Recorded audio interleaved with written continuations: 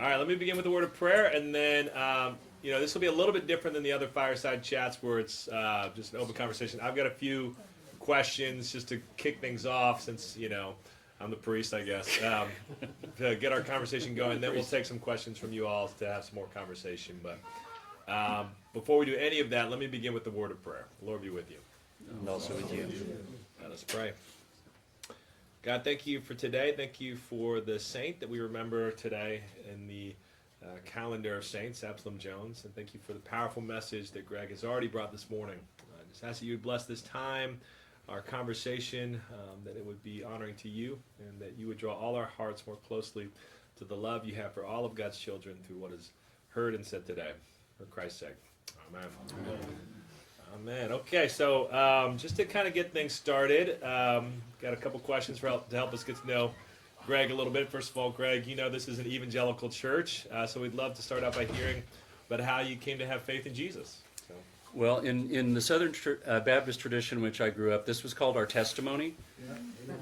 So, and I've got a good one. I mean, it's not as good as the ones we used to hear in my Southern Baptist church growing up, because those would be like, I was a truck driver and I got addicted to speed, and then the Lord saved me. I mean, like, those were fun, because they were, like super dramatic, Mine is dramatic in a quiet way. So I was raised Southern Baptist. Most of my family is still Southern Baptist. I have a brother who is actually a Southern Baptist pastor in Alabama, which is about as Southern Baptist as you can get. And so most of my family has remained in that tradition. A couple of my brothers have sort of gone off a little bit sideways. I left the church entirely when I turned 18.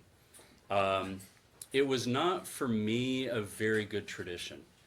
We weren't encouraged to ask questions. Arts and actually knowledge were not very much valued. So to be a smart and creative person in the church that I grew up in was kind of painful. And so there was, when they needed me to sing what they called a special, which would be, like the music right before the sermon, they would call on me and I would play the piano and I would sing, and they thought that was pretty great. But the rest of the time they were like, I don't really know what to do with him. And so every time I went to church camp, they would lay hands on me and try and save me again, because the last one didn't seem to take.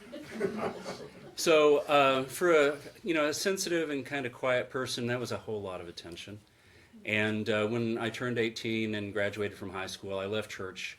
And for the most part, I can say, fairly confidently that I was not an active part of a faith tradition for about 25 years. So I teach at Baylor University, which is historically the great Baptist university in the world. We're no longer a Baptist university. We haven't been affiliated with a Baptist organization for 30-some years. But it's still regarded as, a Baptist university. And so when I came, there was this expectation that you should be a member of a church if you wanted to get tenure. And if you're a professor, tenure is a thing you want, because it means they can't fire you for saying something in class that somebody doesn't like. It's a little like being the rector. It's right? A little like being the rector. So I hung around the tradition in some ways, but I wasn't engaged with it. And then through a series of sort of strange circumstances in my personal life, I ended up moving my ex-wife to Austin, Texas, and pretty much as soon as the furniture was unloaded, she left me. And I had suffered from chronic serious depression for much of my life, and it sent me spiraling. And so I don't want to be melodramatic, but the next few sentences are sort of my core story. So I had lunch with a musician the other day, a guy who used to play with Jimi Hendrix. And he said, "Tell me your story." And this story that I'm about to tell you is my story, just as you all have, like when someone says, what is the story about how you became who you are? So in my deepest, darkest time, when I did not expect to survive, for reasons that are still unclear to me, except that Holy Spirit was working, I walked into the historically African-American Episcopal Church in East Austin. And I didn't know what to expect. I had an uncle who was Episcopalian, my mother's brother. He was the black sheep of the Southern Baptist family. And so I loved my uncle, but because of him, all I really knew about Episcopalians was that they drank and played golf. And I don't play golf. So when I walked into this church, I didn't know anything. I didn't even really know why I was there. And because all I knew was this sort of tradition where you sat in the back of the church and nobody bothered you. I sat in the back of the church, and everybody bothered me. I was going to say that. So I walked into that church expecting to be left alone, and I was just scared. You know, I was shivering. And person after person came over and welcomed me. And what happened upstairs this morning sort of reminded me of the passing of the peace at St. James Episcopal Church, except that there are like 300 people, and they pass the peace to everybody in the church. It takes like 45 minutes. So it is Black church. And so, you know, I was welcomed and the peace was passed to me. And then there was a thing that happened. The rector at that time was white, and his name was Greg Rickle. Is Greg Rickle. He's still alive. I texted him yesterday. And he later became the Bishop of Olympia in Washington. But he did that thing, and because I've been a teacher for almost 40 years now, those of you who are teachers, like if George, are you here? I mean, you remember this skill where like you can see the whole room, you know? And so he did that thing where he saw me, even not knowing who I was, even though I was sitting in the back of the church. And I didn't realize then that this was the practice of their church, sort of like the thing that Father Nate said before the communion today. But he was standing behind the altar and he looked directly at me. And he said, wherever you are in your walk of faith, you are welcome at this table. And if any of you have ever suffered from depression or mental illness, if you've ever loved someone who has suffered from those things, you know that we don't always feel welcome anywhere, you know, even in our own skin. And so everything that happened that morning, I mean, when I said I don't mean to be melodramatic, this is just God's honest truth. I would not be alive today. So when I say that the saints at St. James saved my life and my soul, that is my testimony. And so part of why I have such a passion for racial justice is because I was rescued by people who were thrown away by other members of the church. And their particular charism, their spiritual gift was hospitality. And I'll tell you just a tiny little side story so that you'll understand how momentous this was, and the great courage and grace of those people. I say historically African American because up until the 1970s and 80s, it was a completely African American church.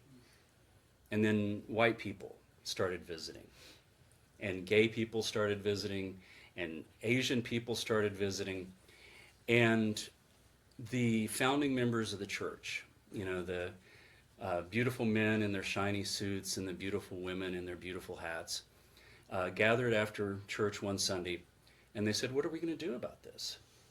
I mean, like, this is changing who we are. And one of the founding mothers stood up and said, we know what it's like to be rejected. We have been rejected. And God forgive us if anybody ever walks in the doors of St. James and does not feel welcomed as if he or she was Jesus. And so they didn't know that they were saving my life that day. And I'm sure the lives of many others over the years. And so this is a story I end up telling almost every time I go out on the road. This is the second time I've told it this week. I got to tell it in a church in Harlem on Wednesday night, which was fairly awesome, paying it back just the tiniest bit. So that church rescued me, and they patched me up, and then they said, you've got to go back out there and rescue other people. And so they decided that I needed to go to seminary. And so I remember when Greg Rickle and I were at coffee, and he said, you know, we've had some conversations about this. You know, in our tradition, we discern in community, and we have this very strong moving of the Spirit that you're called to go to seminary. And I said, that's the stupidest thing I have ever heard. Not the response I expected. But he wore me out, and some of the righteous women of that church wore me out. And they said, we don't know if you're called to be a priest of the church, but this is the call that God has laid on our hearts, and we believe it's a call that you should take up. And so they're absolutely right. So Baylor, where I teach, trimmed my duties for 3 years so that I could go to school full time. And I did not end up becoming an ordained priest. I'm a lay preacher in the Episcopal Church. And what I did at the end was that I went back into the classroom. But now I went back into the classroom as somebody who had trained to be a priest and had studied theology. And my writing took a different direction, and the way I teach and the way I love my students has changed. And so, I've told Nate this, but the classroom is my parish. And our students now are so damaged.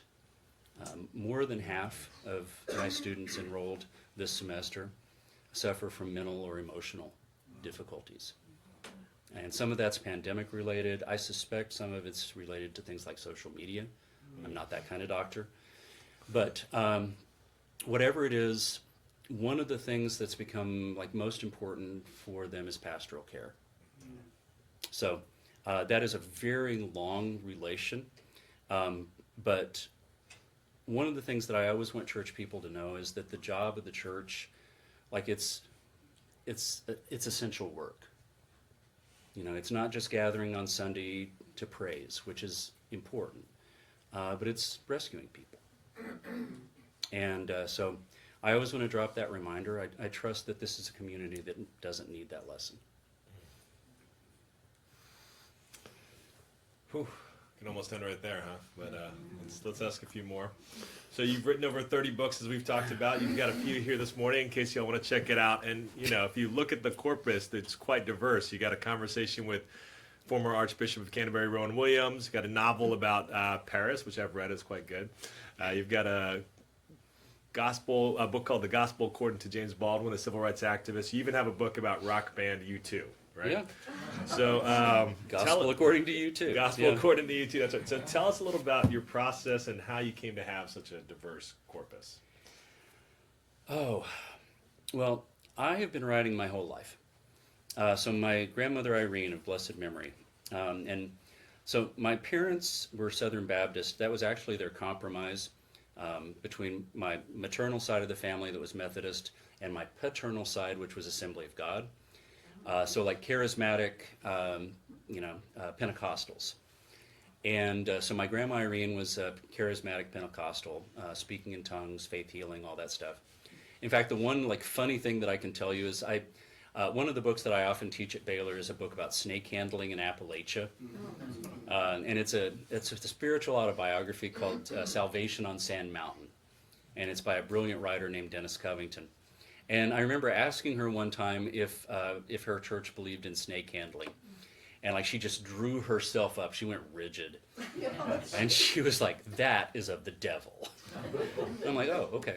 I don't know how we decide that. But my grandma Irene of blessed memory, when she passed, I discovered that she had kept a file of the early stories that I had written. And I started writing when I was 4 years old.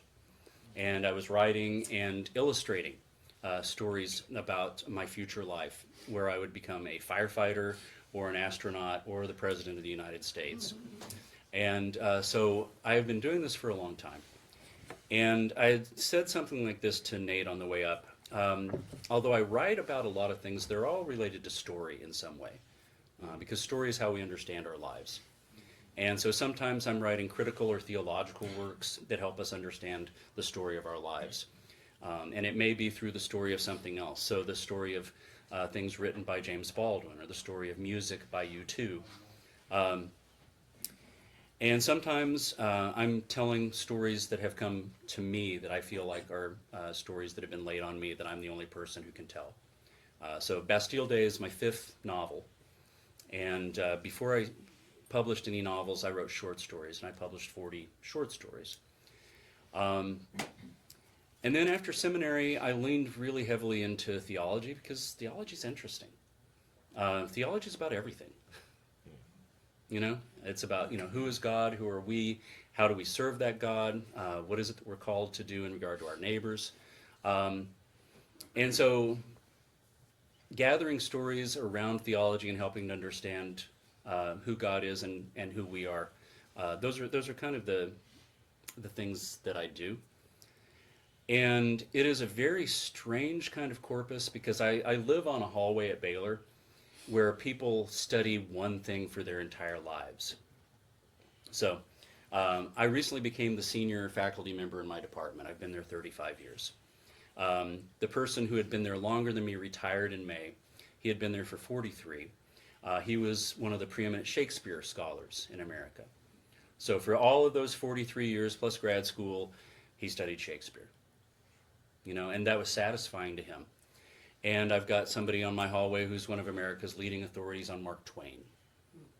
And I've got someone who's a leading authority on 19th century women writers. And they are really happy doing what they do, but I find that I get bored so easily that if I've investigated something and figured some things out about it, I want to go learn something else. And often books get prompted by a book before them. So I've written 4 books, including the one I just turned into Oxford University Press. So the first book that I wrote for them was about literature, pop culture, art, and the afterlife. Because one of the things you may or may not know is that we don't actually know a whole lot about the afterlife from the scriptures. Most of what we know or think we know comes from things like Dante and John Milton. And so a lot of the kind of iconography and imagery and things like that. And so pop culture and literature and other things have sort of helped to form the ways we think about what happens to us when we die and, how we're connected to God in the afterlife. And so I wrote that book, and it was really interesting, and I got to study like 15 different things, stained glass and literature and comic books and movies and TV programs. And then I got really interested in, forgive me for this, but I got really interested in zombies. And right after that first book came out, the book about the afterlife, some of the biggest, like the most powerful, important stories in the world were zombie stories. So Game of Thrones, which you may remember was like a zombie story at its heart, The Walking Dead, lots of movies and comics, and I mean everything down to apps. And this was like early in the smartphone days, but you could get a zombie app for when you ran, that you would run faster because the zombies were like they would get louder in your headphones, like they were catching up to you. It's effective. Seriously, it's effective. Yeah, but I'll tell you more about it later. So I am always interested in figuring out things for myself, but it also feels like sometimes I'm called to figure out things for other people. So I wrote a book about Harry Potter some years ago. Some of you know that Harry Potter is the most popular fictional narrative of all time. Except for the Bible and Chairman Mao's Little Red Book. Nothing, well, I'm not calling them fictional, but those are the only 2 books ever published that have sold more copies than the Harry Potter novels. And so for me as a critic and also for me as a storyteller and a theologian, the question is why? Like, why do these stories resonate? And why do kids read them, but why do their grandparents read them to them? And I'm teaching a class on Harry Potter this semester at Baylor.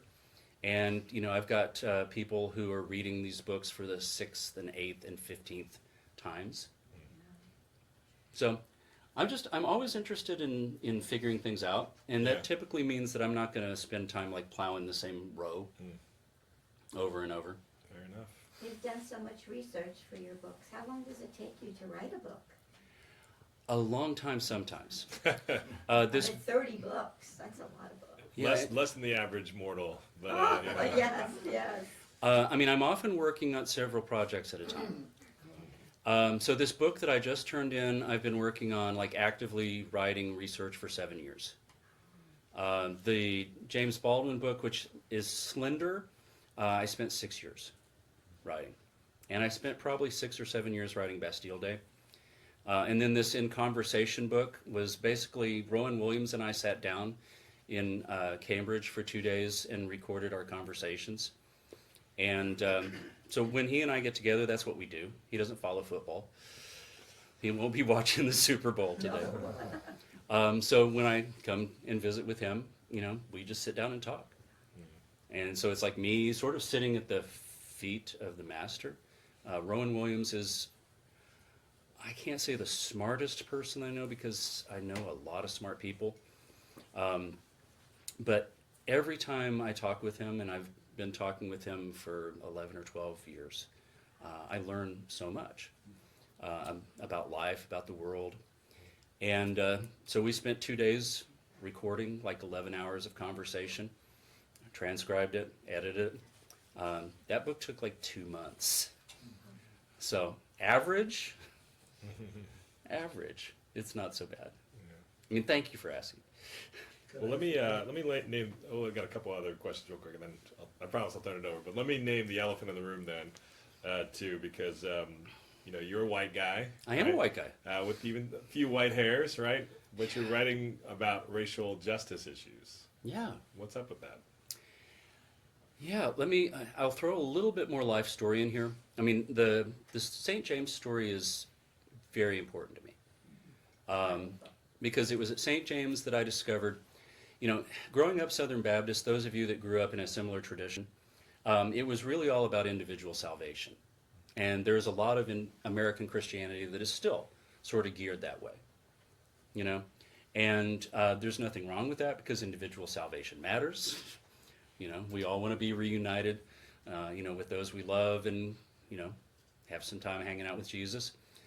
But what the black church taught me was that people suffer in this life. And part of what we're called to do, and this is the gospel message, it's the Matthew 25 thing that I was mentioning to you today. Matthew, some of you know, is a book full of moral teaching. It's the Beatitudes, Sermon on the Mount. It's, what are we supposed to be doing in this life? And the problem with the tradition that I grew up in was that what we were supposed to be doing in this life was waiting to die so we could go on and be in the next life. Seriously. I mean, I don't mean to be facetious. So like in the church where I grew up, they didn't care about ecology. Global warming doesn't matter to some conservative Christians because they're like, hey, Jesus is coming back in like 15 minutes. So why should we care what happens to this earth? And what the black church taught me is that to be truly, authentically following the way of Jesus, you have to pay attention to the least of these.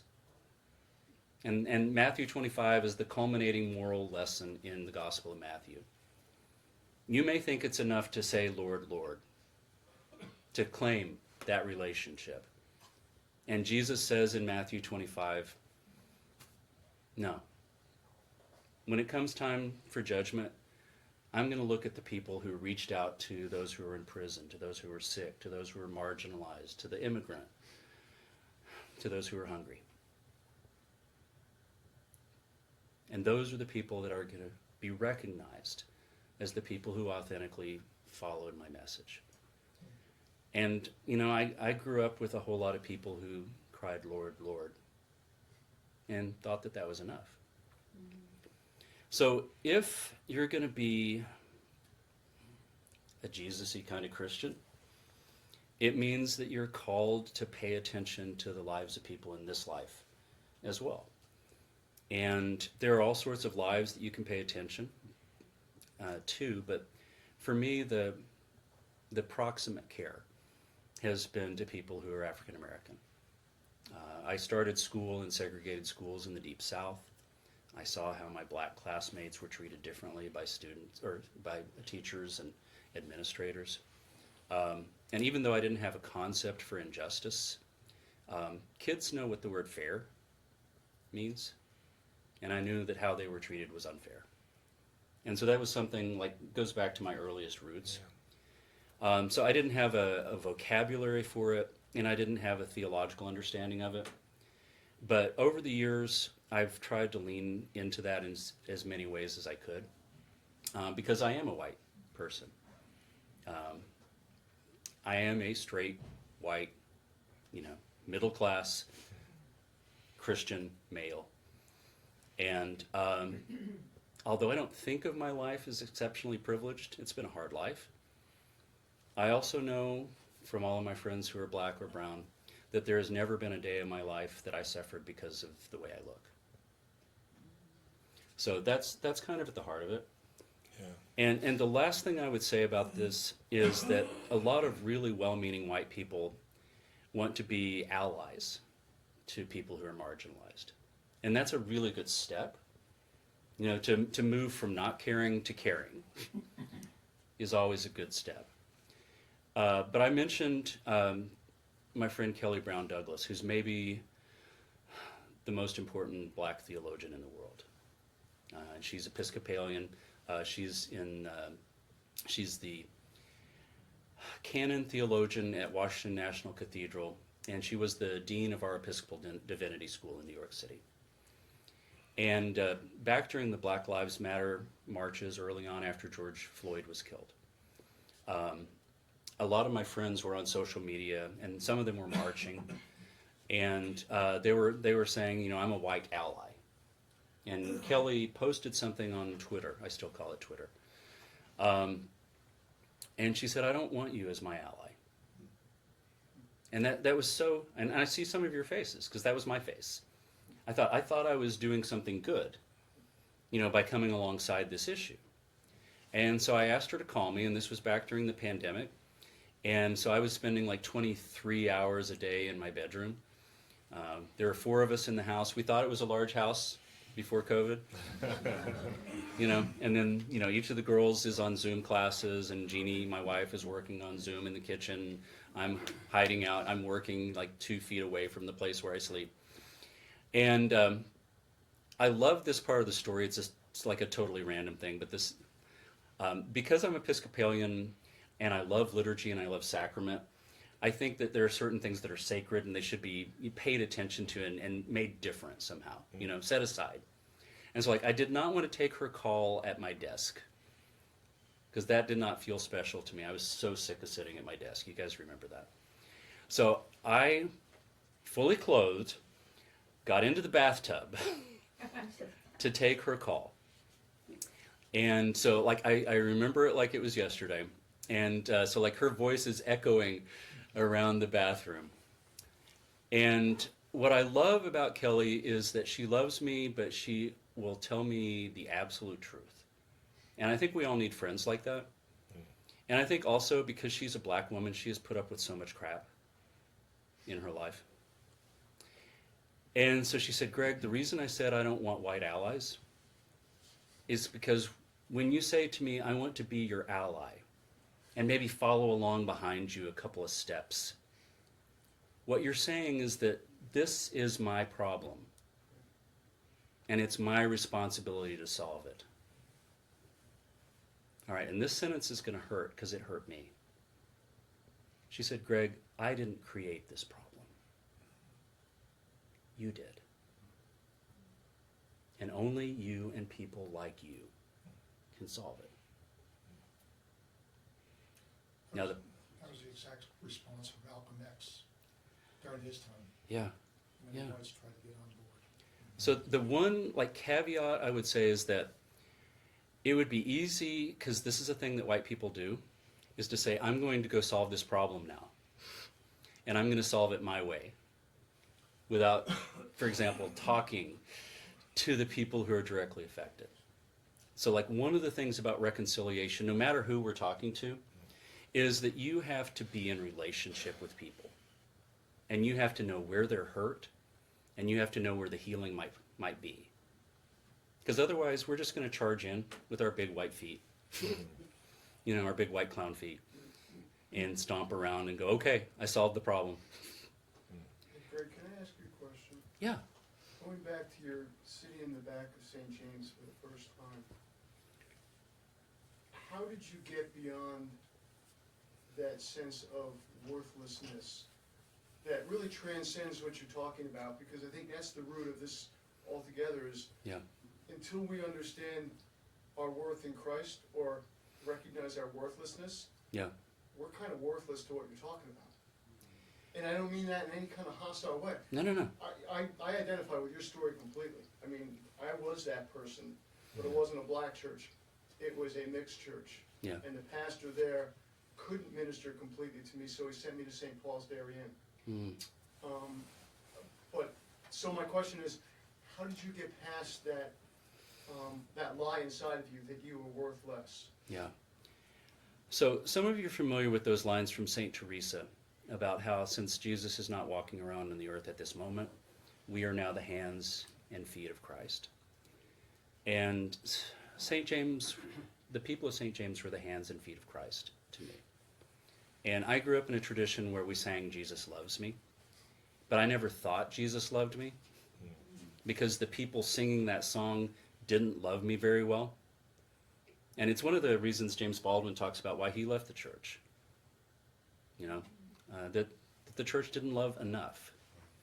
I was loved completely, and I was made to feel that love in the love of the people of the church, and I was also made to feel that love in the sacraments, which of course we didn't really have in the Baptist tradition. You know, like 4 times a year we had grape juice and crackers. And the pastor would tell us, like, directly from the pulpit, this isn't Jesus. It's not anything like Jesus. We're just sort of remembering Jesus. So that for me was the biggest thing. And it doesn't help everybody. I mean, I was also doing the things that you do to take care of yourself when you have mental illness.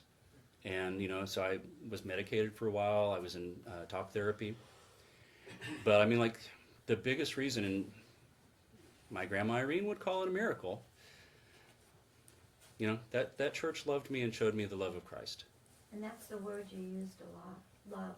Yeah. Yeah. Let me maybe get to this question, draw out something else you just said in a little bit different way. I have one more question, then I'll turn it over to y'all. We'll go to about 10:15, so hopefully it'll be enough time for y'all to ask a few things. But Yeah, and thank you all so much for coming. I'm having such a good time talking to you. I apologize for talking so much. That's okay. But yeah, tell me. So you said some things about race and racism now too. And tell me why this isn't a political thing, right? And especially not like a sort of like, I don't know, left wing, radical, woke agenda, right? Why does this something that people who believe in the gospel of Jesus should take seriously? Yeah, it's not a left or right issue at all.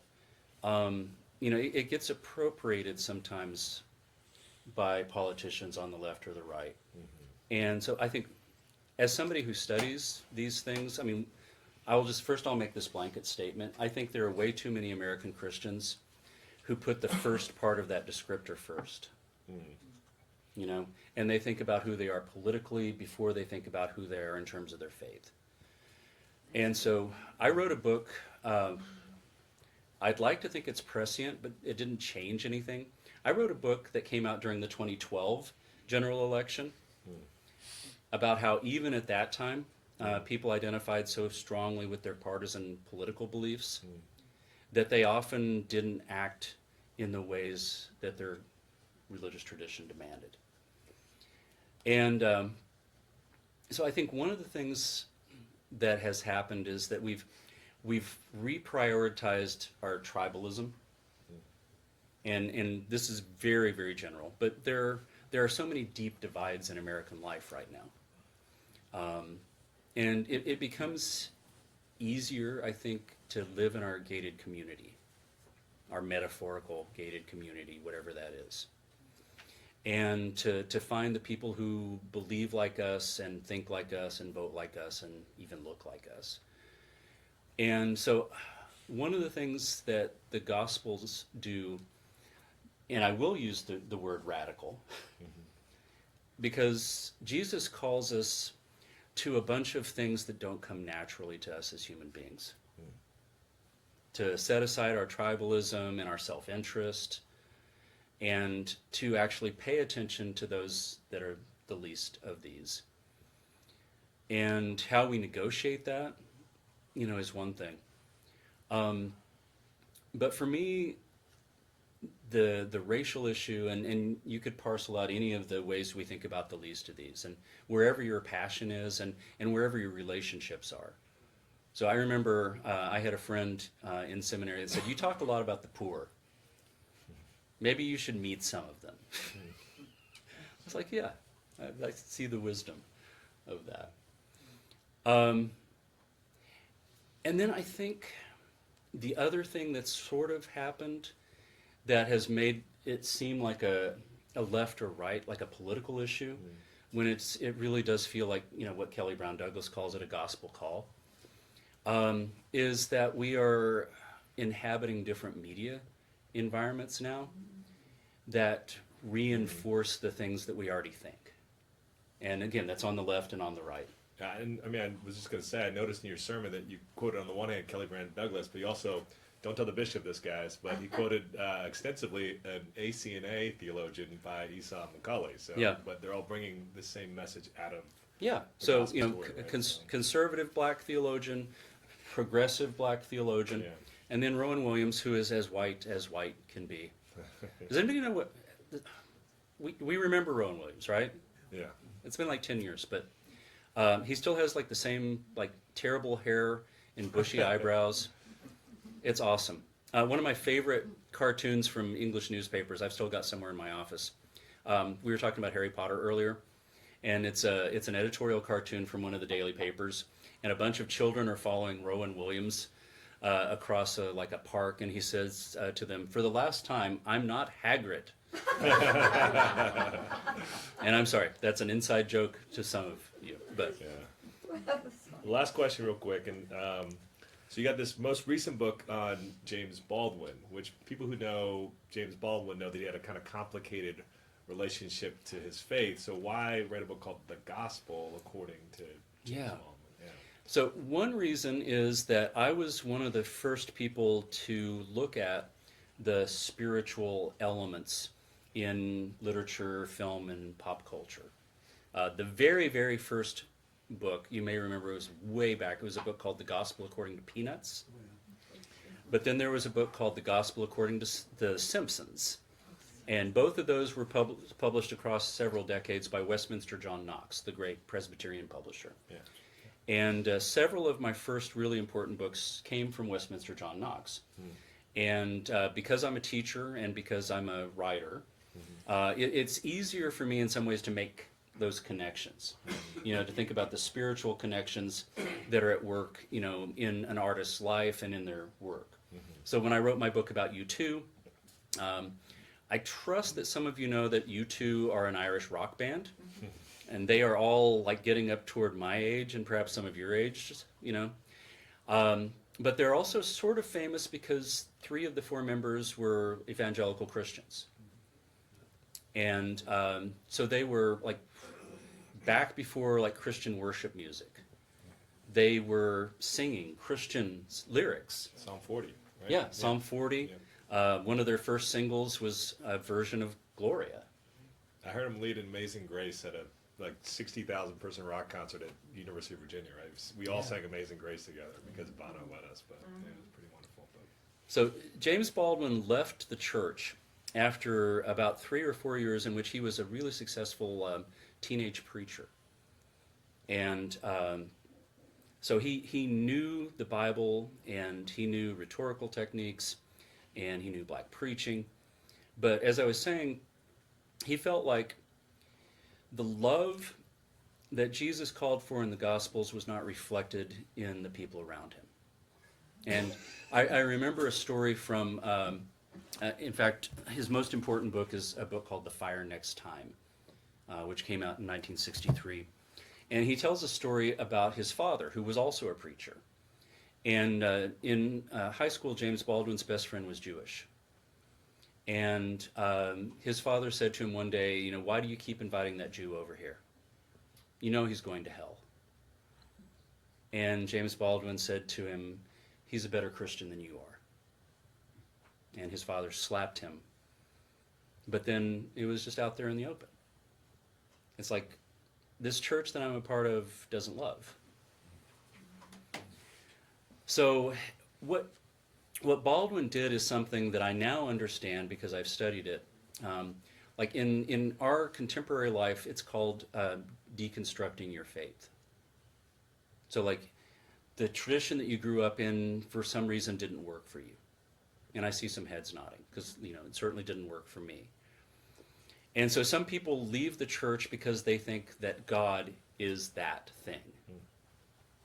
So if I had not found St. James Church, I would not have known that God could be loving and that God was interested in justice, you know. Baldwin never found that organized religion again, but he continued to have that same sort of spiritual understanding. And in writing the book, I had a chance to read a number of the letters that he wrote. And what I found over and over again, which was really fascinating to me, was that he would ask the people to whom he was writing for prayer. Now, I don't know what your theology of prayer is. I was raised with like a really crap theology of prayer. It's like a vending machine theology, right? Yeah, it's like, you know, you push a button, you know, and you're supposed to get a Sprite. But sometimes you don't get a Sprite, you get a tab. And, you know, what my grandma Irene would say is, well, God meant for you to have a tab. I'm like, okay, that's good. But I also believe you don't ask people for prayer and you don't talk about prayer unless you believe there's something attached to it. You know, because prayer is a discipline. And the other thing that I found really remarkable is that he held on to so many Christian beliefs that are essential to me in my faith. So like he has been, the Gospel of James Baldwin has been like really influential in my own faith. So two of the things that he was really drawn to, we were talking about how bifurcated our culture is, you know, and all the sort of chasms between us, based often on our identifiers or on the things that we choose. And Baldwin said, you know, someday we're going to live in a new Jerusalem where those things will not be seen, where they won't matter. And he, throughout his life, he used the idea of the welcome table. And the welcome table, of course, is the altar of our Lord Jesus. But at St. James Episcopal Church, Sharon, the pianist, often used to play a black spiritual called The Welcome Table as one of our Eucharistic hymns. I'm going to sit at the welcome table one of these days. And his idea throughout his life, and he was actually working on a play called The Welcome Table when he died in the south of France. He wanted to see that world and to work toward that world where what you looked like, how you worshiped, who you loved, who you voted for, didn't matter. I mean, I want to live in that world. So, for me, Baldwin is an essential spiritual guide. And he's an amazing writer. I mean, that's a lovely thing because not every great spiritual teacher is a great writer. I struggle with Aquinas. But Baldwin, for me and for many of my students, has been an essential, you know, we were talking about what theology does. Guide to who God is and what God is calling us to do and to what it means to be human. Question. Just to refresh my scene, he's the author of Black Like Me, James Baldwin. No. No, He didn't do that? Richard Wright. Was he an activist in his time? He was indeed. Yeah, he is regarded along with Malcolm and Martin King, those as the three most important black figures of the civil rights era. So he put skin in the game. Yeah, he was at the March on Washington, and I actually told this story the other night in Harlem, and I love this because it's so James Baldwin and it's also so France. He organized a march to go along with the March in Washington that would go from the American church on the left bank of the Seine across the bridge and over to the right bank to the American embassy. So, you know, a sort of parallel march to the March on Washington. Except being James Baldwin, he didn't realize that you had like all of this French bureaucracy that needed to be satisfied. So he didn't apply for any of the licenses. So they had to walk 10 feet apart. So it didn't appear to be a parade because they didn't have a license to parade. So it wasn't a march so much as like a meander.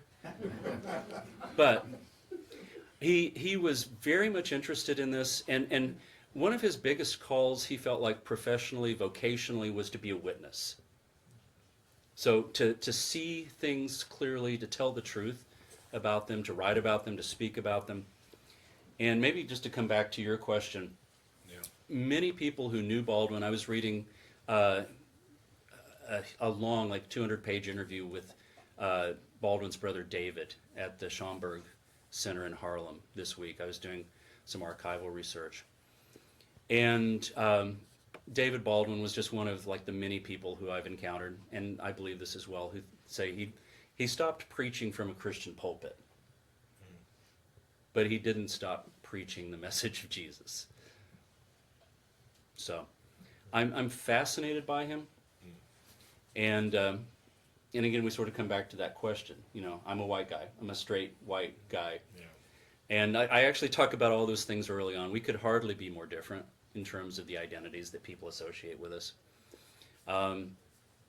But the other thing that I always like to tell people is that great artists create out of their identity what William Faulkner called their little postage stamp of ground. But what they create is universal. Because ultimately we all care about the same things, right? I mean, we want to be known, we want to be loved, we want to have hope instead of dread.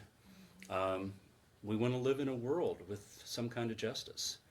And so as different as his life and my life are, there are just so many places where he teaches me and he teaches my students, you know, whatever race or creed or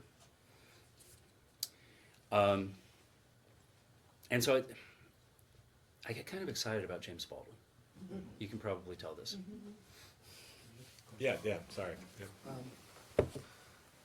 We often think of racial discrimination in terms of black, white, because but my wife and I have lived and worked in Asia for many, many years and Yeah. discovered that no matter where you go in the world, it's racial discrimination. Yeah, The Thai hate the Cambodians, and the Vietnamese hate the Chinese, and the Koreans hate the Japanese, and Yeah, exactly. on and on it goes. And I guess I've been reading currently a book, a nonfiction called The Demon of Unrest by I'm blanking on his name. Anyway, but it's after January 6th and the insurgents' effort to take over. He began looking at what led up to the Civil War. And, oh, that's right. And drawing connections there. And I guess having read how could good people, with all, rational people, suddenly decide that it was better to kill people than do anything else. So 750,000 lives were lost in the Civil War. And he sees a parallel to what's going on possibly in America today. How concerned are you about the bifurcation, as you put it, the growing divide, and what could it lead to? Well, I'm very concerned, and I see heads. Eric Larson, I think that was. Yeah, I see some heads nodding. And one of the things that I think happens in any kind of discrimination, I think it's okay to talk about my new book. Yeah, give it a shot. All right, so what's the worst that can happen? Yeah. You'll buy it. So this last book that I spent 7 years working on is a book about racist mythologies. And because I'm a storyteller, what I'm looking at is, the different stories, myths, if you will, that people in power, in places of power and privilege, use to belittle and dehumanize other people to maintain their power and privilege.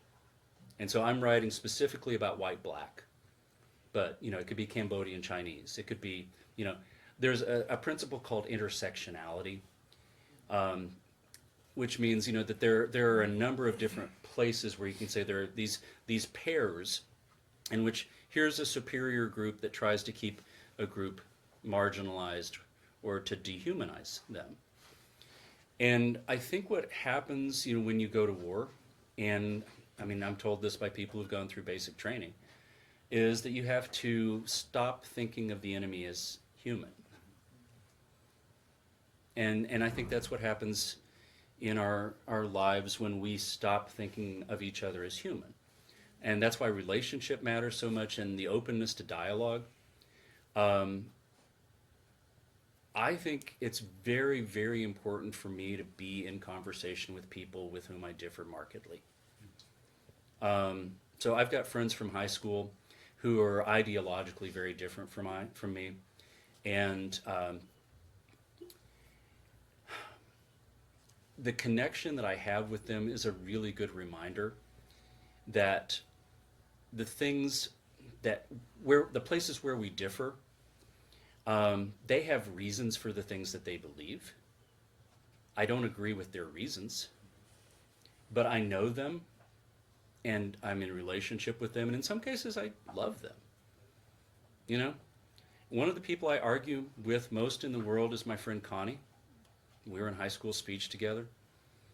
I've known her these 50 some years. And she will say things on Facebook that appall me. And I'll just say, Connie. She's like, oh, yeah. No, this is what I think. I'm like, okay. So I think if we think about this again as the gospel message, the message of Jesus, the message of reconciliation, because Paul says that we are given the ministry of reconciliation. Then to use that gated community metaphor, we kind of have to blow up the walls and reach out from those places where we feel safe and secure because we're surrounded by people who are exactly like ourselves. And there is some discomfort in this, and a lot of the work that I do in the church is just that. So I think I told you, I'm going back to Mississippi next month. Oh, I'm thinking of that, So this will be my third or fourth visit to talk to white Episcopalians in Mississippi about race. You may know that Mississippians have a very long, tragic history with race. I spoke at the clergy conference for the Diocese of Mississippi a couple of years ago. And the church where we were having the clergy conference was actually the church where the 3 civil rights workers gave their last voting drive before they drove off into the night and were killed by the Ku Klux Klan. I mean, racial history is this close in Mississippi. And it would be easy to say those people are not like me. Or even those people are animals. So that actually gets handed out generation to generation, and nothing breaks it. I think things do. Do you? I think there are possibilities. So how are we doing on time? Can I tell a quick story? Okay.